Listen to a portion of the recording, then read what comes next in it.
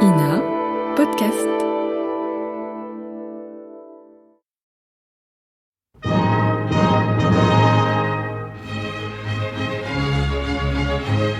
Bon baiser de partout.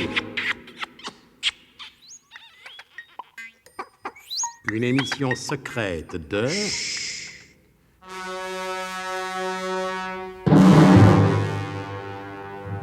Donc... Oh, dites donc, il y avait un drôle de suspense la dernière fois. Hein? Non, ça vous ennuierait de me laisser parler? Mais non, mon bon José, non, mon bon José, d'autant plus que la situation n'est pas si facile à expliquer. Hein? Moi, je la trouve assez simple. Ah oui, eh ben, on va bien voir comment vous allez vous en tirer, mon vieux. Nos amis ont pris place à bord du Biglotron qui doit les transporter à leur époque d'origine, 1972. Ouais. Le début du voyage se passe fort bien. Ouais. Les mois défilent rapidement. Le Biglotron ne fait qu'une bouchée, si j'ose dire, de l'année 1971. D'accord. Il accélère encore en 1972 et soudain se trouve bloqué au 1er mars 72. Toujours d'accord. Ce qui obligea nos amis à vivre avec plusieurs jours de retard sur leurs contemporains. Eh ben, retournons vite à bord du Biglotron.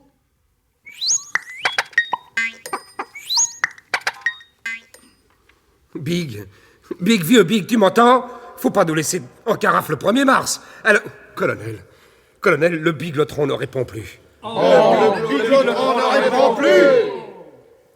Comme dit mon cousin Alléluia la Sauvette qu'il est instituteur à Pointe-à-Pitre. Adjudant, je crois que ce n'est pas le moment. Oui, en effet, c'est pas le moment, Tifris. Je vous intime l'ordre de vous taire, c'est compris?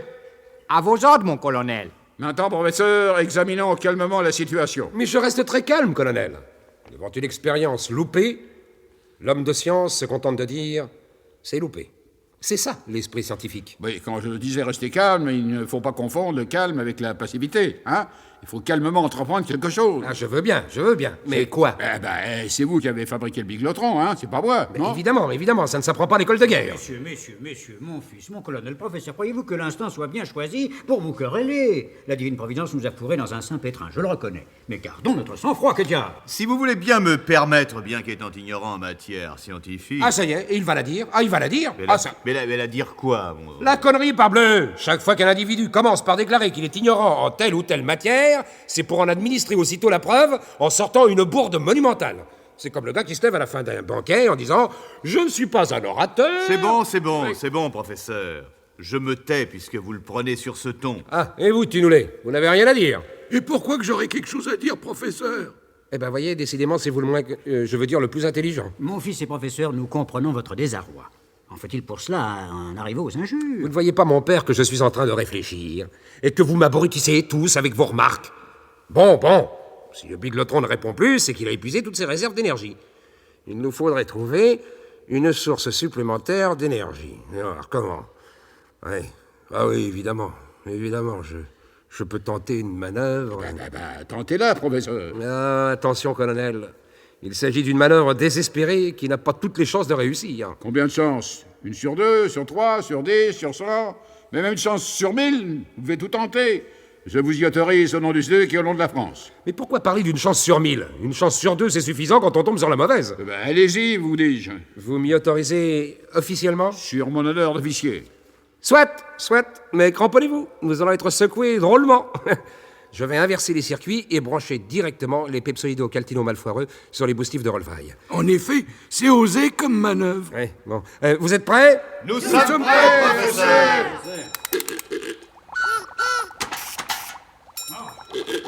Ah ben voilà, je vous avais prévenu, hein. Ça secoue.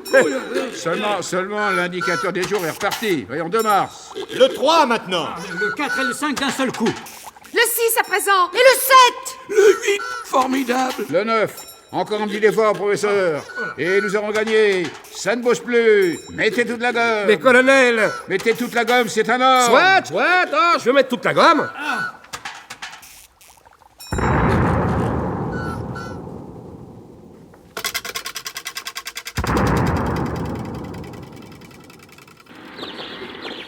Vous avez beau nous avoir prévenus.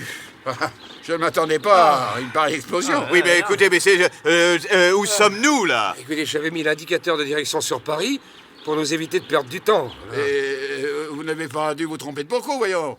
Nous devons être, je ne sais pas, moi, dans la forêt de Fontainebleau. Ou peut-être de Rambouillet, mon colonel. Peu importe. Ce qu'il y a de certain, c'est que nous ne sommes plus en Guyane. Ah, la température est nettement moins élevée. Et qu'est devenu le Biglotron? Désintégré, mon colonel. Ah, ça, il a usé d'un seul coup toute son énergie, il nous a propulsés jusque-là. Mais il faudrait peut-être chercher une route, n'est-ce pas, où nous pourrions trouver quelques automobilistes complaisants. Dans l'état qu'on est, ça m'étonnerait qu'un automobiliste y s'arrête. Oui, ça. Ah oui, remarque judicieuse, mon brave Tunoulet. Nos vêtements sont en lambeaux. Qu'est-ce que c'est Mais ma fille, mais remettez-vous, que vous arrive-t-il? Oh, c'est affreux! Oh, c'est abominable! C'est terrifiant! C'est... Je trouve plus mes mots, moi, c'est terrible! Qu'est-ce qui se passe? Allons, calmez-vous, mon enfant, calmez-vous. Qu'un mouchoir. Moi, je n'en ai pas. Il était dans la poche de mon pantalon, et comme le pantalon... Vous n'avez plus de pantalon, mon colonel. Eh bien, tenez, mon colonel, voici tout ce qui me reste de ma chemise. Merci. Mais malheureusement, je ne sais pas si ça sera assez grand pour qu'elle mouche son nez. Mais donnez tout de même, allez. Attendez, bougez pas. Bon, allez, Voilà. bon, ça va. Bon, alors, Ça va allez-y, mieux comme ça. Ouais, allez-y, maintenant, racontez, hein. Oh, c'est affreux, c'est abominable, c'est terrible! Vous l'avez déjà dit, mon enfant. Oh, toutes ces émotions, moi, j'ai voulu enfin m'isoler! Oui, ça va, nous avons compris, oui. Pas moi. Oui, non, c'est-à-dire qu'elle enfin, on vous expliquera plus tard, mon vieux. Un individu s'est précipité vers moi en poussant un grand cri! Ah, un satyre. Oh, pensez-vous, il ne m'aurait pas fait peur. Non, celui-là était grand, avec un curieux costume de fourrure et une énorme matraque à la main. Alors, il m'a prise par les cheveux et il m'a traîné sur le sentier. Oh oui. Un autre est arrivé encore plus grand et avec une massue plus lourde. Et alors? Il lui a fondu le crâne et il m'a prise pareil, par les cheveux. Un troisième est arrivé. Continuez, ma fille, continuez. Oh, mais j'ai profité de ce que ces deux monstres se battaient pour m'enfuir et me voilà. Voyons. Vous dites, ma chère Émilienne, qu'il portait des costumes de fourrure. Non, pas des costumes entiers. Non, une peau de bête simplement, l'achetée sur l'épaule. Et pas cousue. Des vrais sauvages, quoi. Ouais. Professeur, Oui, mon colonel, oui. le risque que nous prenions en inversant du circuit, n'était-ce pas par hasard celui de nous retrouver plusieurs siècles en arrière? Écoutez, quand j'ai voulu vous l'expliquer, mon colonel, vous ne m'avez pas laissé parler. On se serait retrouvé la semaine dernière, c'était tout de même moins grave. Vous voyez, Hubert, je vous l'ai toujours dit, cette fille ne pouvait nous apporter que des embêtements.